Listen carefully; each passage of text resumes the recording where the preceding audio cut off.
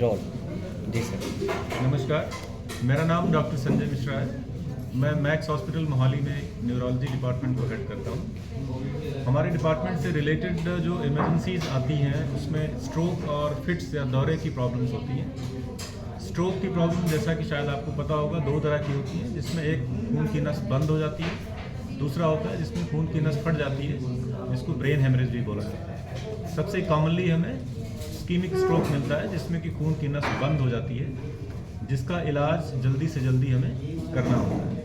उसको घर पे आइडेंटिफाई करने के लिए हम बी फास्ट एक्रोनीम को यूज़ करते हैं, जिसका मतलब होता है बैलेंस की एब्नॉर्मलिटी, आँख की आई की एब्नॉर्मलिटी, फेस टेढ़ा हो जाना, आर्म की वीकनेस या आवाज़ लड़खड़ा जाना, और T comes for time, that means time has started, quickly go to the hospital. तो उसको हम 4.5 घंटे के अंदर मरीज को टेस्ट करने के बाद एक इंजेक्शन लगाते हैं, जिसको क्लॉट ब्रेकिंग इंजेक्शन बोलते हैं। इसके अलावा हमारे पास क्लॉट को निकालने की सुविधा भी उपलब्ध है, जिसमें हम वायर डाल के क्लॉट को बाहर निकाल लेते हैं और उसके बाद हम मरीज़ को क्रिटिकल केयर देते हैं। इसके अलावा दौरे के मरीज़ भी आते हैं इमरजेंसी में, जिसमें आपने सुना होगा अचानक मरीज़ को झटके लगने लगते हैं, वो बेहोश हो जाता है, मुंह से पानी निकलने लगता है, पेशाब निकल सकता है, जिसको हम दौरे की बीमारी है, फिट्स बोलते हैं।